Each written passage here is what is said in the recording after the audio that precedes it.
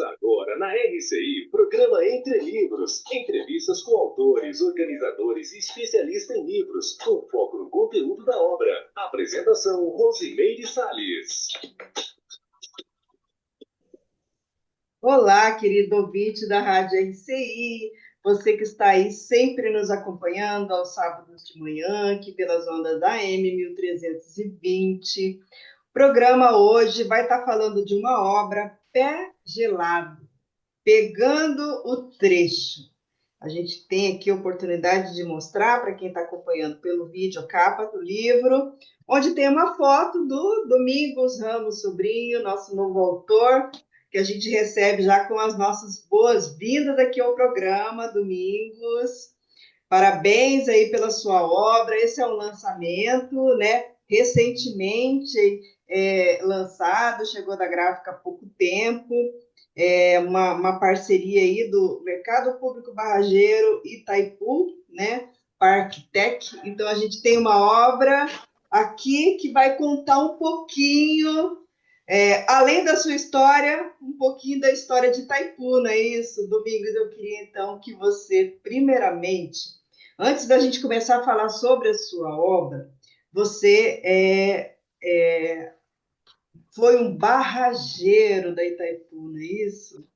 Então, eu queria que você falasse primeiramente para quem está acompanhando, principalmente pelo vídeo, quem não é de Foz do Iguaçu, talvez nunca nem tenha ouvido falar essa palavra barrageiro. Então, antes de começar a sua história, eu queria só que você pontuasse para a gente o que é um barrageiro e o que faz o barrageiro. Bem, o barrageiro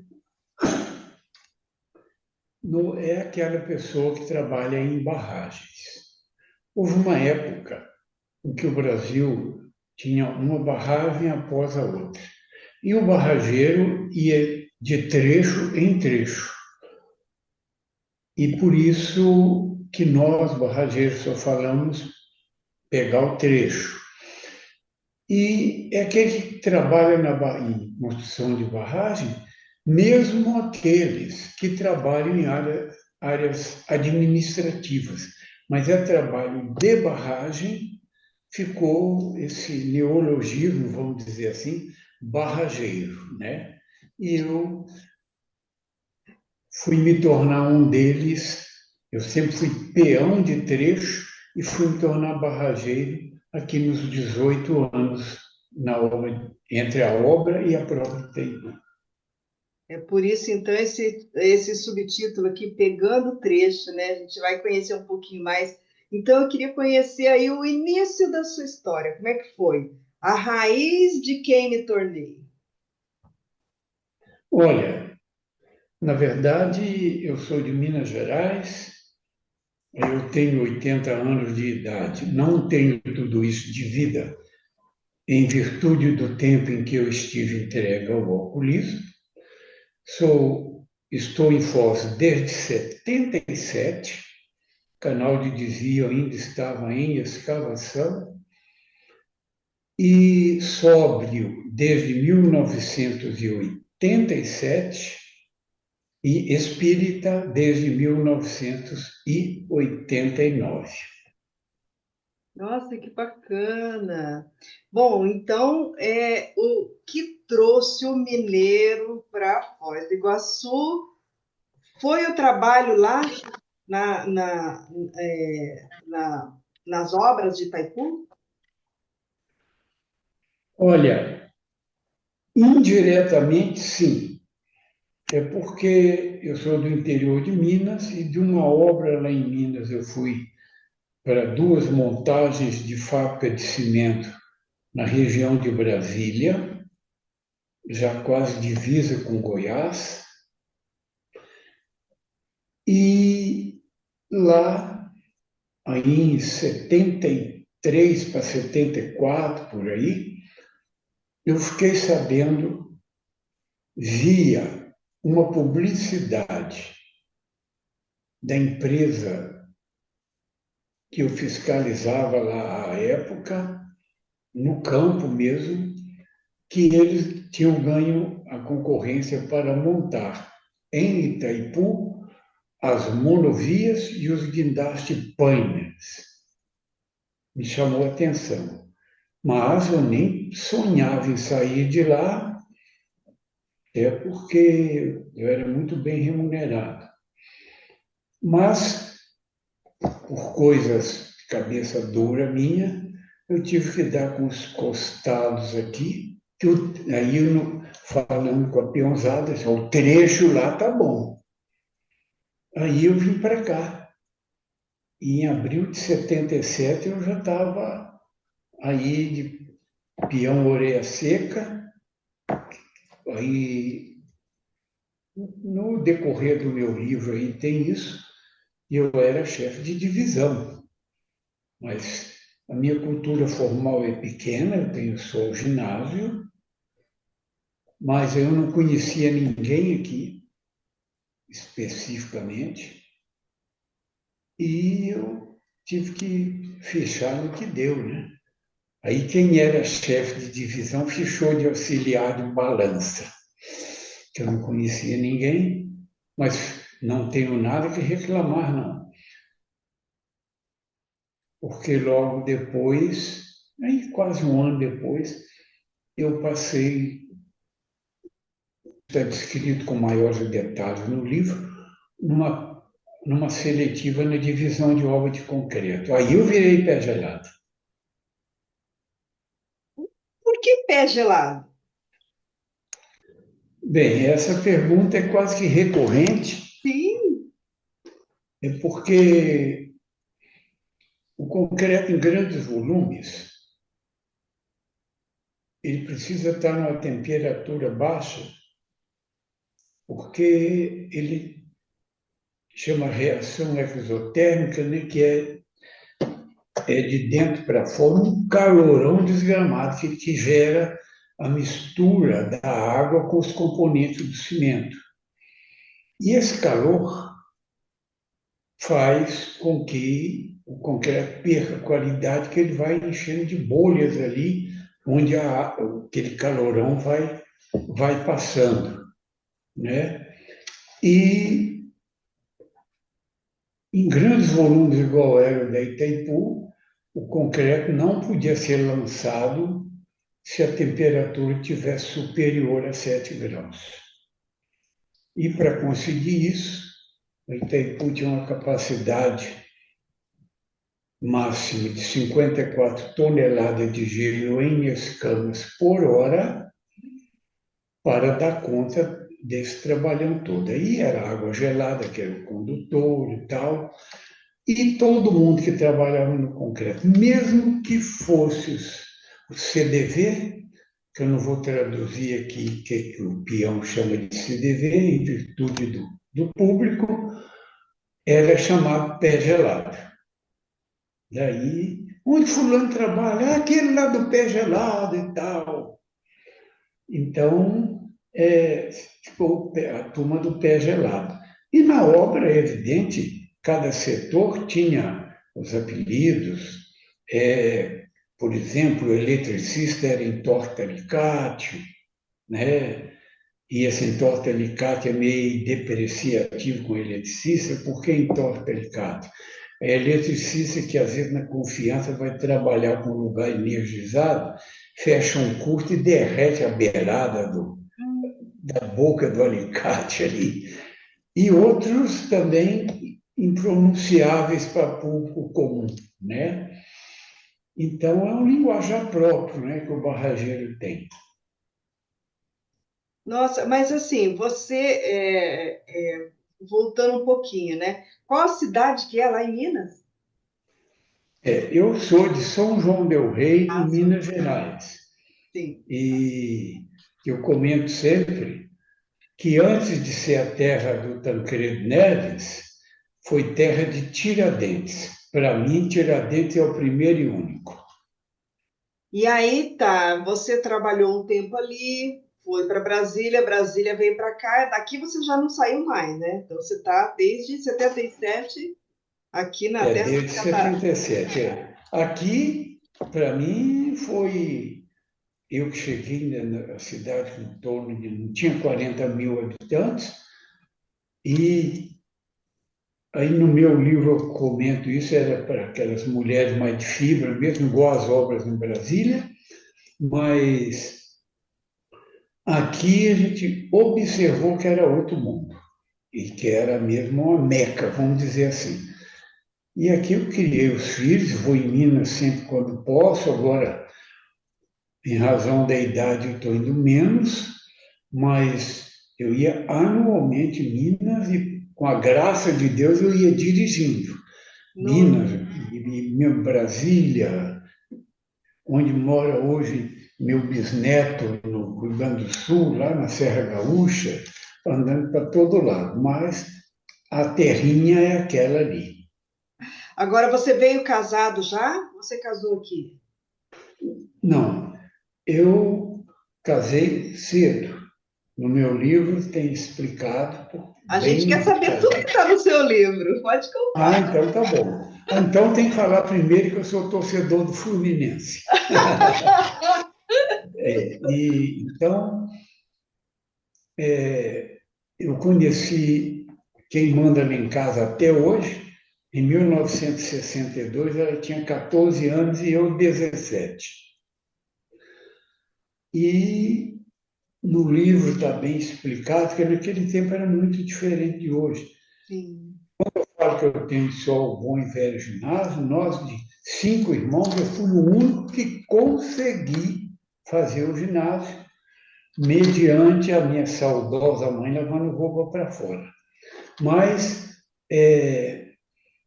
aí, quando tinha uns 3 anos que a gente estava namorando, que naquele tempo, eu ainda alcancei o tempo que a gente namorava no que o verbete original quer dizer, né? Namorar. Hoje mudou tudo, né? Mas na época,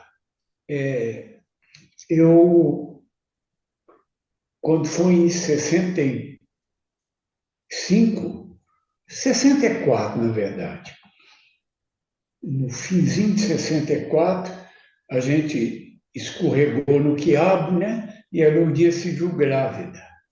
Naquele tempo, Nossa. era um auê, mas, felizmente, a gente, nós casamos, fiquei morando com a mamãe, porque para aproveitar os meus móveis de solteiro, que eu ganhava pouquíssimo lá, mesmo numa empresa grande igual era que eu trabalhava, o salário era bem pequeno mesmo, assim, pequeno que eu digo, em relação às outras empresas, né? Sempre mais do que um salário mínimo, mas aí ficamos morando com a mamãe. Depois, logo, eu fui me virando, e em 72, aí nessa empresa que eu trabalhava, eu já tinha sido promovido, está o meu livro, inclusive, eu recebi uma reprimenda que depois serviu para eu, depois, como chefe de divisão, falar com os outros. E eu, na empresa, lá era uma empresa suíça, que ainda está lá até hoje, a Holcim, e na fabricação de cimento, né? Curiosamente, a fabricação é modelo dinamarquês, mas essa empresa suíça que trabalhava e trabalha até hoje, inclusive para o Grupo Votorantim e tudo. Mas eu fui promovido. Eu parei de bater cartão e fui para o almoxarifado no controle de materiais, que o meu forte sempre foi no campo material. Hoje eu não distingo um parafuso de uma arruela, né? Mas naquele tempo eu distinguia por medida em polegada, e transformava em milímetro, tipo, de tudo que é material de montagem. Mas o salário, que é bom, tinha sido prometido, né, passar para mensalista, e o salário dava umas quase 3 vezes o que eu ganhava até então. E não vinha. Eu parei de bater cartão e tal, já tinha. Era quase como uma casta, né? Os que eram mensalistas eram tratados de outra forma. Enfim, contra até meus princípios de centro-esquerda, mas isso é outro assunto, né?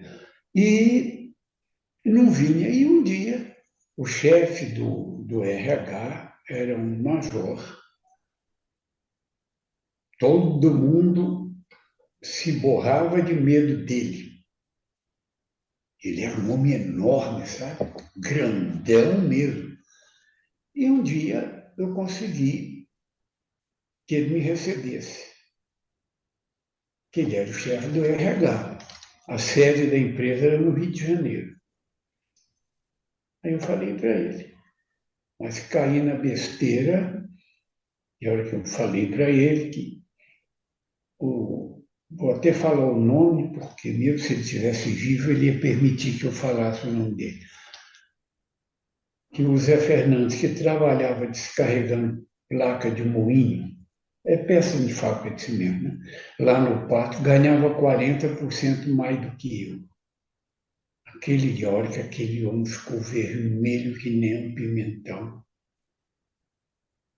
Que naquele tempo ninguém ousava discutir com um militar, ainda mais com um oficial. Pelo ano, dá para ver que estavam no quente mesmo do regime militar. Né? E ele só falou para mim, porque acho que passou a raiva dele assim, momentânea, ele só falou assim, meu jovem, você tem todo o direito de achar que está ganhando pouco, mas nunca vai lhe assistir o direito de dizer que alguém está ganhando muito.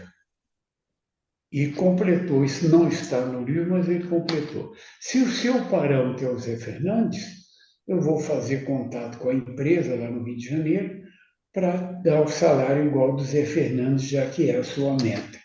Nunca mais esqueci isso. Muito bem, mas mesmo assim, quando fui quase no fim de 72, a parte da montagem a que eu estava afeito estava terminando, era a montagem de eletrofiltros. E eu tinha amigos em Brasília, assim, de infância, e um engenheiro que tinha trabalhado com a gente. Aí também fui para Brasília como referência a essa minha amiga de infância, que é amiga irmã mesmo, até hoje. O nome dela é Creuzaí, posso falar o nome dela sem problema. E cheguei na casa dela e a obra. A obra era lá onde era tão longe que o urubu ainda hoje, quando vai, leva a marmita, né? Aí eu fui para lá e não voltei lá na casa dela. Isso está no meu livro com muitos detalhes. E lá fiz um teste na pedreira com um geólogo, um engenheiro mecânico e um superintendente. À época, essa empresa era do Grupo Itaú. Hoje é da Votorantim. E passei no teste, salário razoável, mas eles só davam casa quando vencesse a experiência. Então, está no meu livro também, deram 10 valinhos de refeição e eu pensei, como é que eu vou fazer? Não posso perder essa boca. Eu não queria ficar na casa do engenheiro. Casa de nível, né? Ele colocou à disposição. Eu não tinha dinheiro para pagar nenhum dia de hotel. Para ir, não tinha como falar com a Creuza lá na casa dela. Essa minha amiga, à época, era do Ministério das Comunicações. O marido dela é militar, né? Inclusive, parêntese aí, ela é mãe de um general que, quando se formou na AMAN, eu já morava aqui em Foz e tal, né?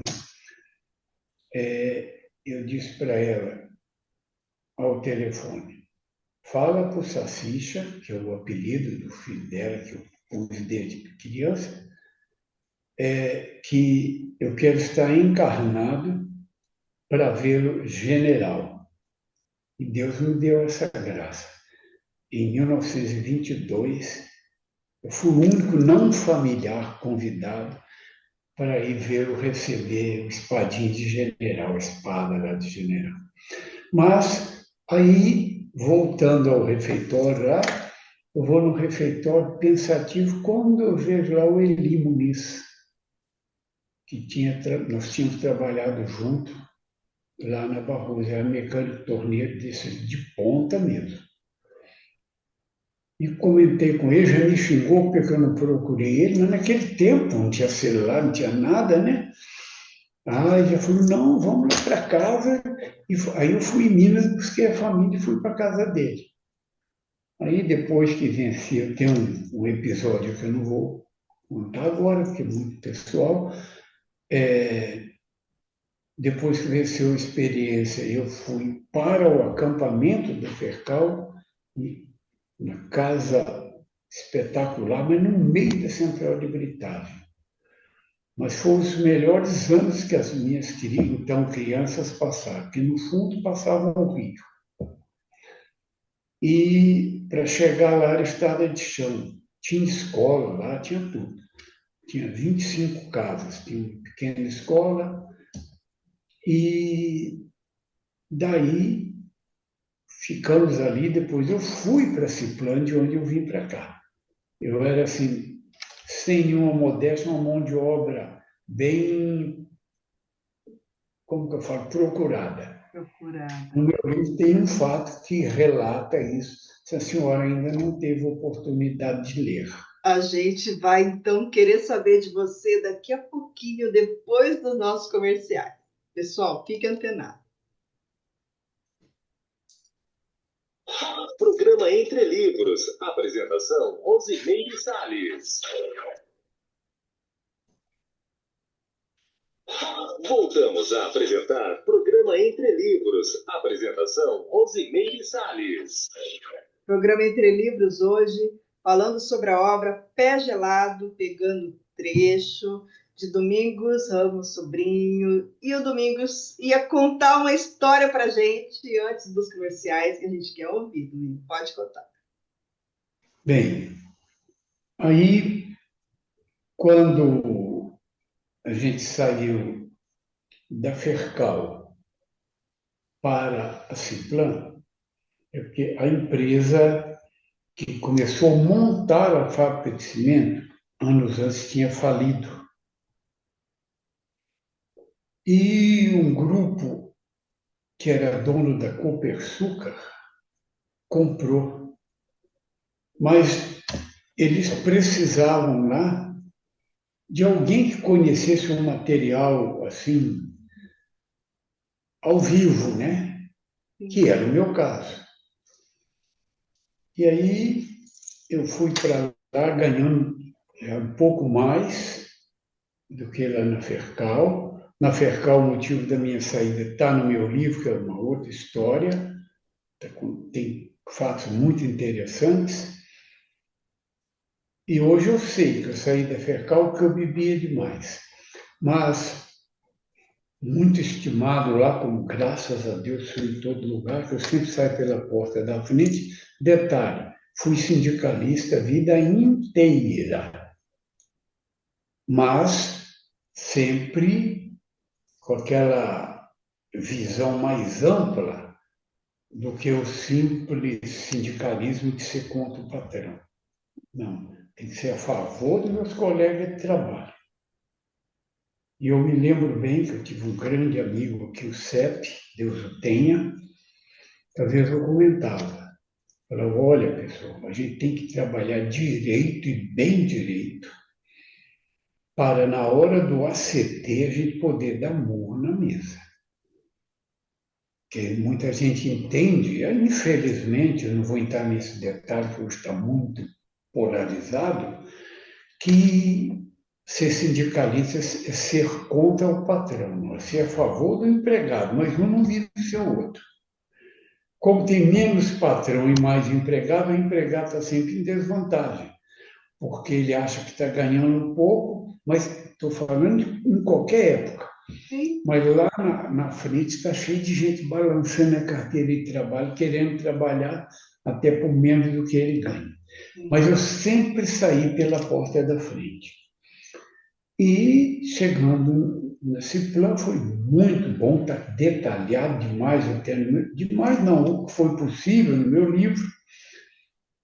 E eu passei realmente a ser muito bem remunerado, muito bem considerado. E quando eu fiquei sabendo, como eu disse no bloco anterior, da obra da Itaipu, que ia ser feita pela Isomonte, nem sei se essa empresa ainda existe, creio que sim, porque é uma empresa muito tradicional. Quando as coisas lá, cabeçadas minhas aí no nível extra-campo, me obrigou a sair de lá, aí eu vim para cá. Desci a Dudinha na casa de uns amigos, isso porque eu tinha só 2 casas lá em Brasília. E aí, quando eu cheguei aqui, a única referência que eu tinha era do senhor chamado Paulo, que era irmão de um cara que havia trabalhado comigo anos antes. E o endereço completíssimo, mora na Vila A. Mas cheguei na rodoviária, ressabiado, nunca, para mim, fronteira, né? Aí eu me lembro, isso também está no livro, que eu vi uma placa assim, escrito, Ala Internacional. Eu me lembro bem que a primeira coisa que eu fiz foi fazer isso com a mão aqui para ver os documentos que estavam ali. Aí quando eu chego, uma coisa muito curiosa. Tinha um balcão, uma senhora paraguaia vendendo pinga. E foi a minha estreia aqui em Foz do Iguaçu, tomar uma pinga, nem sei se ainda existe, eu não me lembro bem o nome em Guarani, se é Parapiti ou Pirapiti, sabe? Depois que eu fui conhecer a aristócrata, mas essa foi a primeira. Já tomei logo uma, e a minha estreia em Foz do Iguaçu foi com a pinga. Mas, enfim, cheguei, consegui achar na Vila, aí não tinha nem calçamento, nem nada, né? Mas achei, o Paulo via o quê? Na lanchonete, que eu sabia que era o local, o point, né? Aí me informaram onde que ele morava e realmente ele já foi prestar conta, né? A família dele voltou para Brasília, a esposa dele, a amicíssima minha, nós regulamos idade, inclusive eu e ela.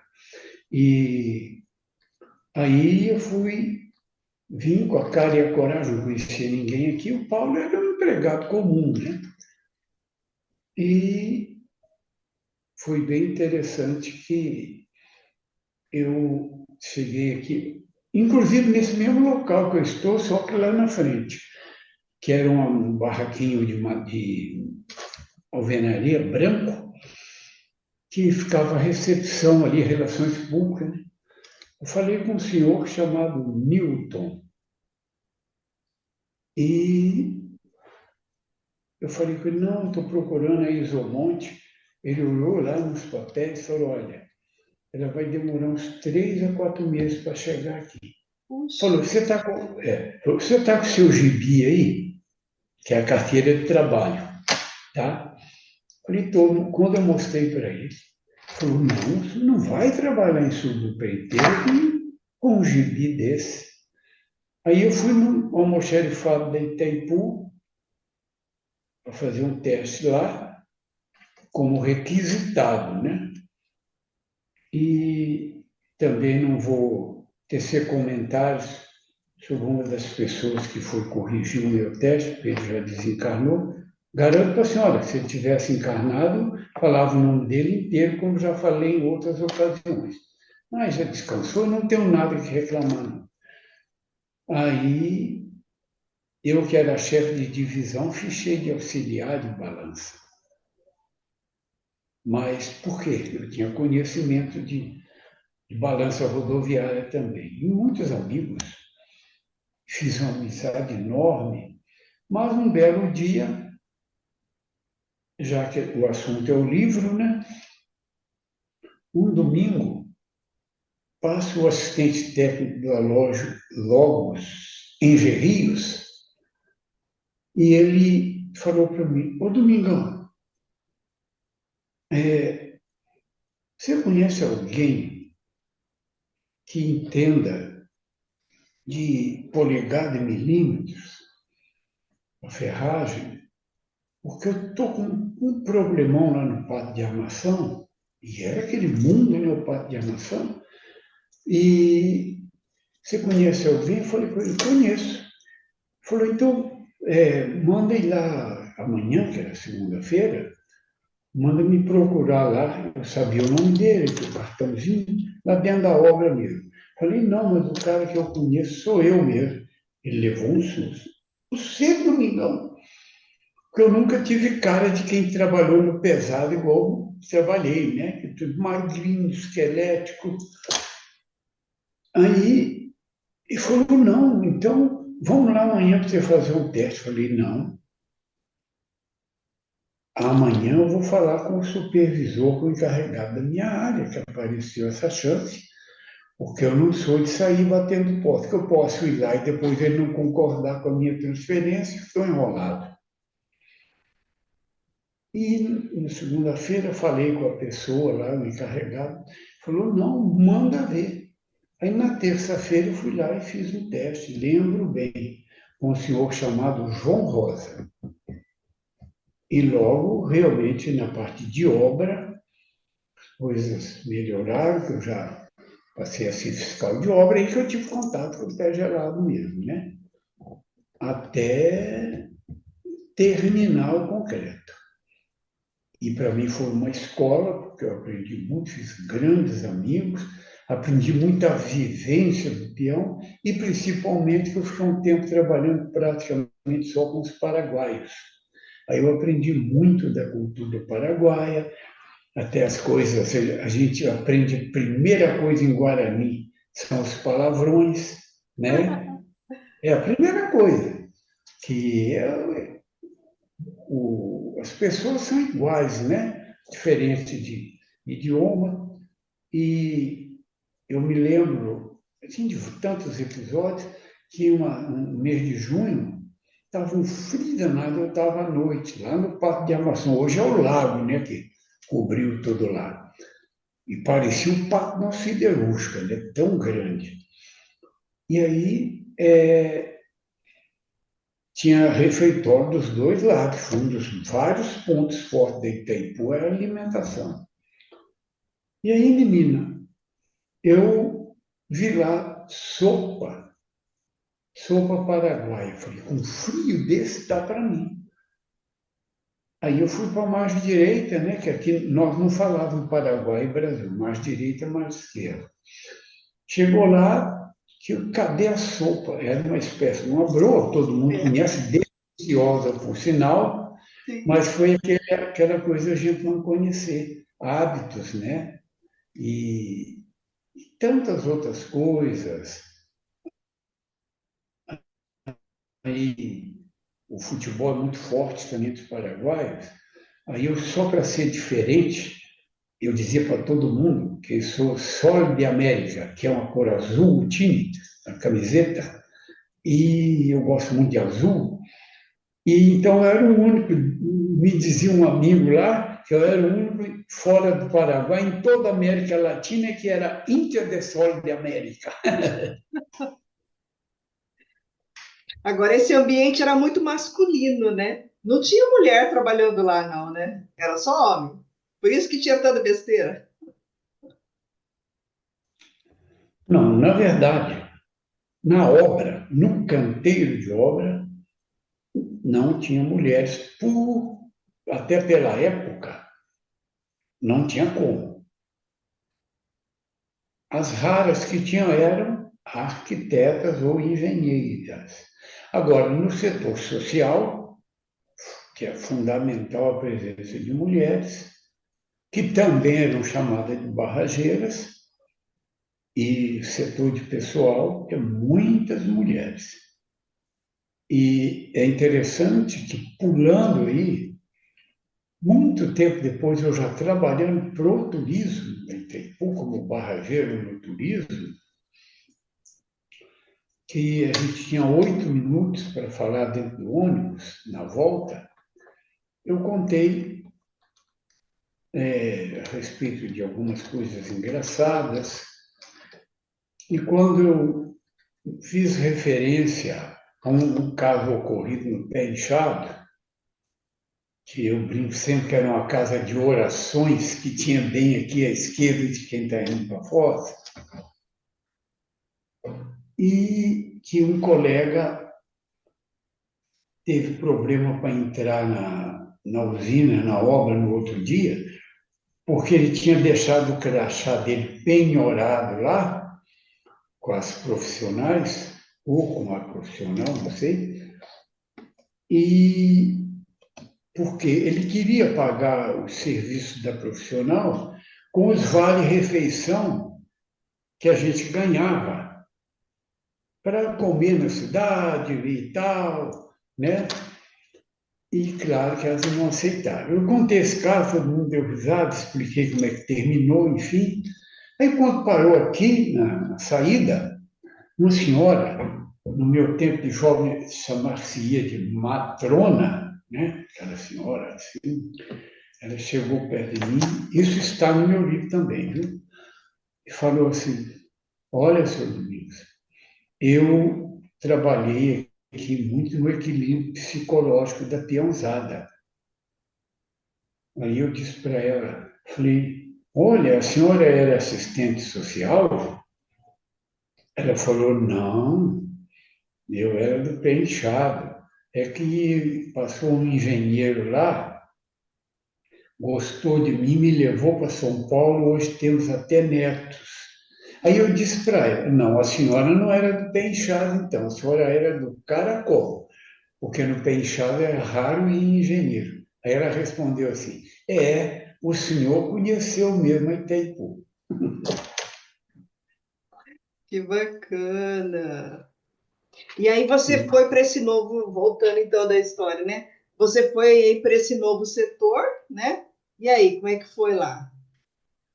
Não, na área da Unicom até 82, quando refluiu o concreto, eu entrei e saí como fiscal de obra 3, né? Graças a Deus, atendia já desde a peãozada junto, que eu ia no campo e tal, muito conceituado, e eu morava então na Vila Sim. E aí, quando terminou o concreto, claro que eu tive que procurar meu rumo, né? Só que eu sou 7 ofícios e 8 necessidades, consegui fechar na Itamu como auxiliar técnico, a mexer em painéis lá. E foi indo que, em 85, teve uma seletiva para Itaipu. Eu fui só com um grande compadre meu parar de me encher o saco, porque eu pensei, isso é jogo de carta marcada. Porque quando eu vi as pessoas que se inscreveram, a inscrição a gente fazia lá na CAEB, lembro bem. E que eu vi que eu conhecia os engenheiros, conhecia todo mundo, falei, não, isso aí de ainda falava para o pessoal do Aquário, que é na Vila A, e os filhinhos de papai da Vila B.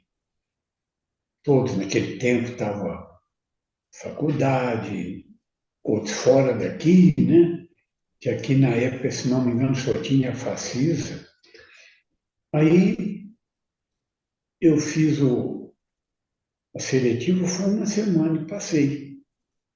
E bem, posso dizer que bem, porque no último, eram em torno de 96 ou 100 pessoas, eles iam avisando. Eu estava fazendo bico no escritório de contabilidade, que eu sempre fui 7 ofícios e 8 necessidade, né? E me lembro que no último dia teve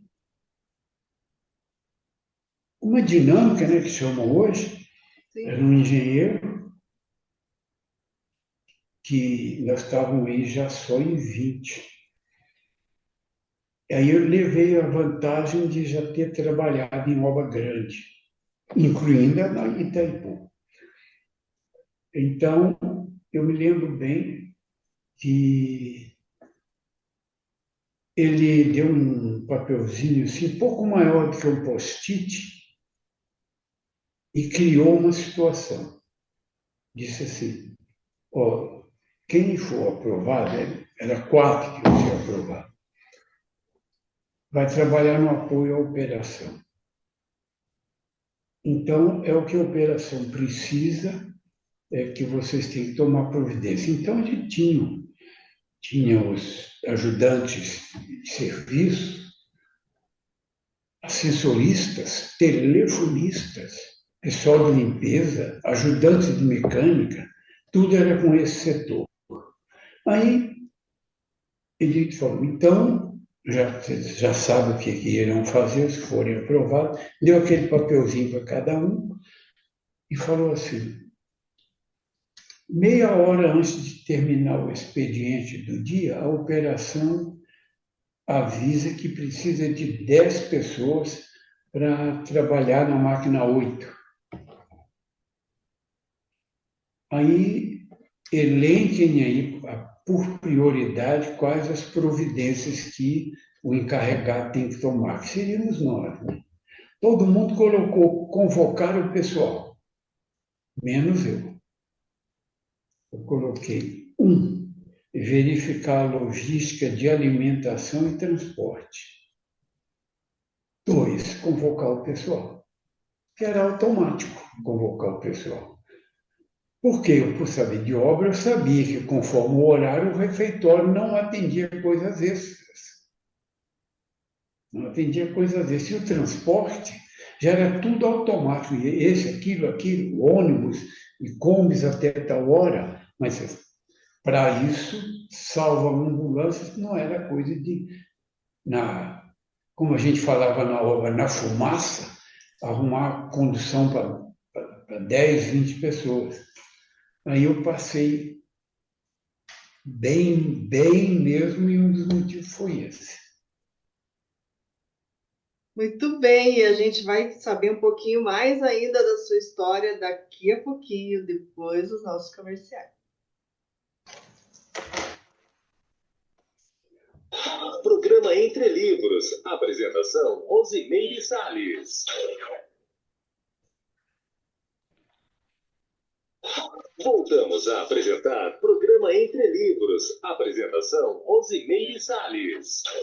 Programa Entre Livros, entrevistando hoje o autor Domingos Ramos Sobrinho sobre a obra Pé Gelado, pegando trecho.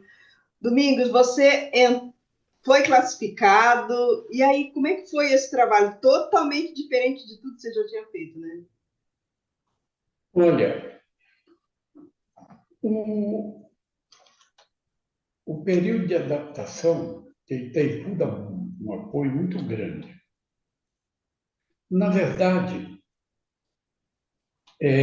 foi vencer um certo preconceito que os operadores da usina tinham contra a gente. Puxa, Tratava a gente em nível pessoal muito, muito bem, mas eu posso dizer que, como era a limpeza,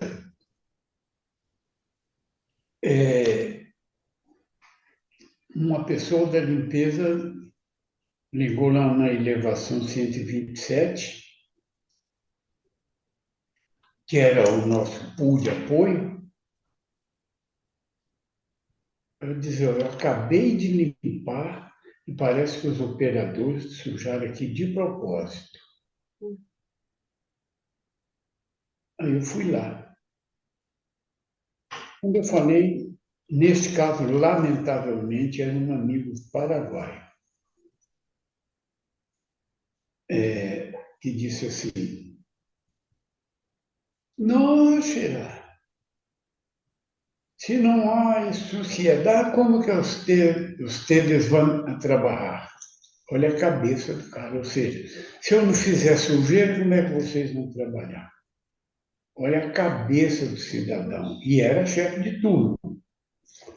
Evidente que aí ele até se espantou comigo, porque eu respondi ele em espanhol, com o perdão de Miguel de Cervantes, né? Mas outro numa elevação chamada 115, que é a área de baterias, que é tudo enorme lá no ITI, que os operadores tinham que trocar periodicamente as lâmpadas de sinal. As lâmpadas pequenininhas. E eles nem pensavam na segurança de quem trabalhava ali. Porque ele ainda não tinha hoje aquele piso bonito de granitina, era chão contrapiso mesmo, né? Tudo a laje mesmo, ali na 115, na Casa de Força. E eles pegavam as lâmpadas e eles tinham, pela norma, uma caixinha para eles colocar a lâmpada substituída. Não, eles jogavam ela na parede para ela espatifar e cair no meio daquele cimento. E foi um custo para que eles se disciplinassem, né? Mas depois as coisas foram se organizando, aí o universo conspirou a meu favor, quando, em 93, precisou levantar uma questão lá dos postos de drenagem e de esvaziamento da usina, que, na verdade, bem entre aspas mesmo, que mantém a usina de pé é a drenagem, sabe? E não tinha projeto, não tinha nada. Isso está literalmente no meu livro. E nossa, foi um sacrifício para fazer aquilo, porque os postos não podiam ficar muito tempo em AT, né? Ou seja, parado, tinha um nível de dias aí. E aí eu, o saudoso Jacaré e o Chico Branco montamos um esquema. Isso até me rendeu uma menção honrosa. Não me rendeu nenhuma promoção, mas eu não estou falando disso agora, e nem nunca mais falei. E fiquei muito mais conhecido por causa disso. E daí eu, como a gente fala em obra, fiquei por cima da carne seca lá, naquele tempo. E principalmente que eu conquistei a Chironzada por eu conhecer bastante música, da vida deles, de conviver na casa deles, né? E voltando ao tempo da obra, só para a senhora ter uma ideia, um amigo chamado Adjala falou para mim se eu convidei ele e a família para ir almoçar lá em casa, aqui na Vila C. Aí ele falou para mim, em espanhol, né? Ô, senhor Domingo, hable com a Lourdes, que é a Lourdinha, né? Para fazer aquele exquisito prato. Sabe que exquisito prato era esse? Arroz com feijão. Que para eles, à época, era o cão em Guarapuava. E para ver como é que são as coisas, né? E esse mesmo adiado numa outra coisa que não é está no livro, mas não creio que seja prudente falar aí no outro público, também foi personagem de um caso muito curioso. Mas eu saí da Itaipu porque quis, em 95, eu tinha ainda só 50 anos, por um motivo simples. Eu estava com medo da reforma da Previdência prometida pelo então presidente Fernando Henrique Cardoso.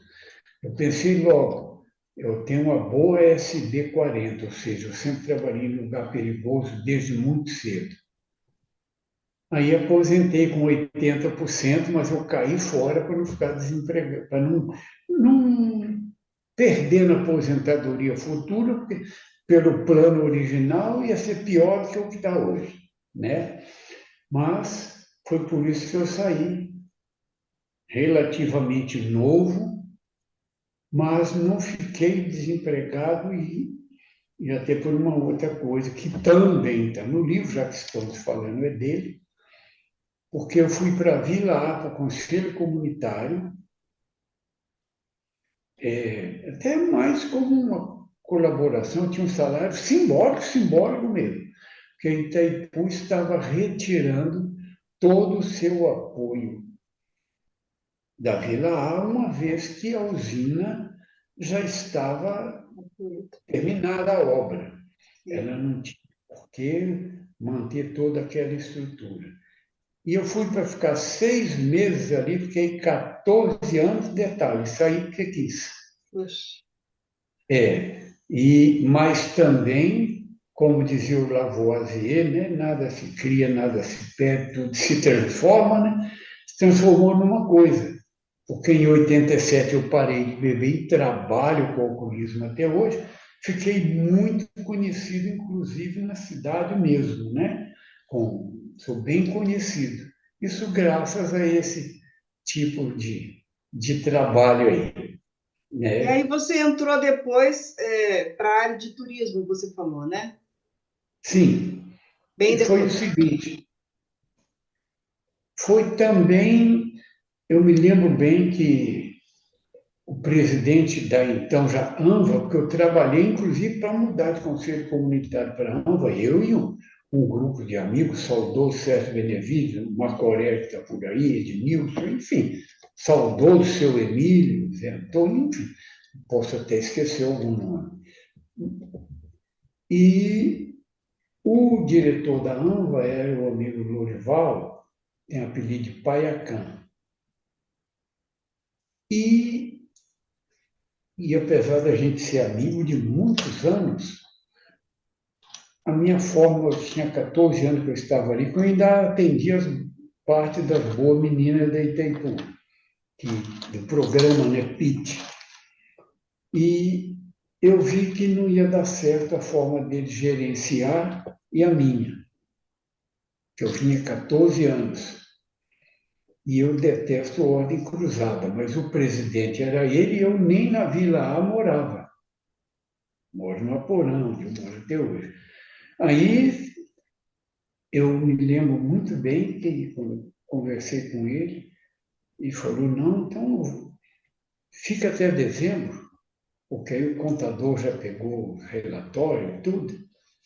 Falei: beleza. Aí, quando eu falei com ele, depois de tudo feito, ele falou: o senhor quer fazer a rescisão? Eu falei: de jeito nenhum. Falei para ele. Porque se eu for fazer a rescisão, nem nesse prédio da Lomba aqui paga o INSS, porque eu trabalhava lá sob recibo. Eu fui para colaborar mesmo, não precisava estar ganhando dinheiro de ninguém. Aí ele ficou muito contente, eu saí, passou acho que não chegou, uns dias depois, eu fiquei sabendo que estavam estavam procurando barrageiros que tinham que ter trabalhado pelo menos um ano na obra. Um trabalho assim, assim, assim. Tinha uma reunião, lotou lá o local, o pátio lá. Aí eu fui para ver o que era, né? E eu falei: olha, é uma coisa boa. Então, eu me inscrevi, alguns foram eliminados na própria inscrição, mas ficam também cento e poucos, parece, ou 96. E eu fui, foi muito bom, fui admitido eu, o saudoso Jacaré, o Juvenício e o Luciano, os quatro, da primeira leva. E foi muito bom que com isso a gente teve um curso, um treinamento que nem os monitores do próprio turismo aqui tiveram. Primeiro com uma historiadora e com a Silva, que eu chamo que é a mãe do meu livro,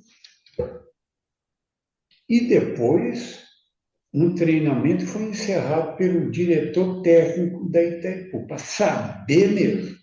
E como eu já havia trabalhado na própria Itaipu, eu tive facilidade aí, graças a Deus eu me destaquei. Aí fiquei até 2022, quando eu pedi para sair por motivos nada, nossa, mas essa empresa é uma maravilha. Mas conceitos meus, que também estão descritos no livro. Então, a gente teve aí, né, uma participação de, vamos dizer assim, uma boa parte da sua vida dedicada, né, àquela estrutura toda que hoje recebe aí milhares de pessoas, né, e gera É, aí um potencial de energia, né, para os países. E sim, a e gente eu teve não. Foz do Iguaçu também ganhou, né? Ganhou porque Foi. você virou filho da terra, né? Ah, não, assim, e eu. A minha briga, que é bem pessoal, que eu não aceito que Cascavel tenha passado tanto na frente de Foz do Iguaçu. Não aceito. Mas Foz tem uma beleza e tem coisas assim que não adianta, Sim, Cascavel né? nunca vai Então, não, mas ter. e eu sou assim, eu sou tão chato que eu só fui na Argentina 4 vezes, nesse tempo todo que eu moro aqui. Sim. Detalhe, nenhuma por minha iniciativa. Sempre tem algum parente lá de Minas e tal que a gente vai levar, né? Mas agora já tem uns mais de 20 anos que eu não vou, porque o pessoal agora já vai de outra forma e tal. E então eu sou o típico Foz do Iguaçuíno. Nossa mãe, a minha família criou aqui, né? Só tem um filho, que é o mais novo, que é o que mora em Campinas hoje, que estudou o tempo todinho no ano americano, e fez, graças a Deus, fez faculdade, está muito bem, trabalha numa multinacional das pesadas mesmo, graças a Deus, e só eu não sabia que eu tinha deixado uma amizade tão grande aqui no próprio CTI, que é Complexo Turístico de Itaipu, né? Não é hospital. Ai, eu... E que nos meus 80 anos, claro que com digamos, o beneplácito da Itaipu, né? Fizeram uma festa para mim nos meus 80 anos, que hoje o meu amigo Hernando Brito, né, participou, e nem para estadista nunca fizeram isso. E deixaram, inclusive, aqui tudo à minha disposição, com gente para fazer as coisas para mim quando eu preciso, que é o caso agora. E naquela segunda, que essa entrevista seria em outro dia, né? Mas o defeito era na própria câmera, e se eu tivesse feito pelo celular direto, a gente teria feito naquele dia mesmo. Mas para evitar problema, eu falei, eu vou aproveitar a estrutura que está à minha disposição, né? Graças a Deus. E estamos aí, menina. Isso, e a gente, só para, né, registrar aqui que o Hernani Brito ele é da Epígrafe, editora, né, que fez toda a parte de produção editorial aqui dessa obra, né, e toda a sua história, então, está registrada nesse livro, né, Pé Gelado. Então, isso é, assim, é um orgulho para a cidade, né, um orgulho para Itaipu também, poder ter as histórias registradas aqui, né. Então, isso fica para a história, né, para a memória também da cidade, também de Itaipu. E a gente só pode agradecer a você por ter doado, né, para a gente toda essa história. Eu quero te agradecer imensamente pela participação do nosso programa, né? Também agradecer a você que esteve aí nos acompanhando. E olha, que bom, parabéns, né, pela sua obra, parabéns pela sua história. E é isso, né? Foz do Iguaçu tem hoje você aí para contar um pouquinho. Eu sou quem agradeço, e da história da cidade, para encerrar minha parte aí, eu me lembro da Rádio Cultura com a Maria Matilde, locutora, o compadre Santana. Maria Matilde foi amiga meu e da minha família, que o marido dela é barrageiro, hoje viúvo, né, dela. E nós fizemos muita amizade, mesmo depois que ela se desligou da rádio e foi trabalhar em outra coisa, nós fizemos muita amizade mesmo. Então, muita história da própria cidade, que eu participei muito nas coisas comunitárias, notadamente no trabalho de alcoolismo, principalmente no período entre 2008 e 2013, e muito mais a agradecer do que a reclamar. Então, eu que agradeço, muito obrigado, fiquem com Deus. Então, pessoal, até semana que vem. Você acabou de ouvir o programa Entre Livros, com Rosimeire Salles, aqui na RCI.